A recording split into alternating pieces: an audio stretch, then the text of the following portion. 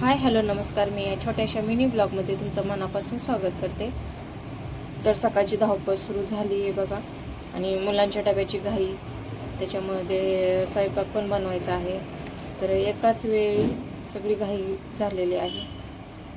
तर आज डब्यासाठी बनवलेली आहे ताजी मेथीची भाजी, मोहरी जिऱ्याची छान फोडणी देऊन घरभर दरवळणारा सुगंध, तव्यावर गरमागरम चपात्या, आणि आईचं प्रेम म्हणजे डब्यातून पोहोचणार. घरचं जेवण अशीच सुरू राहते आमची सकाळ.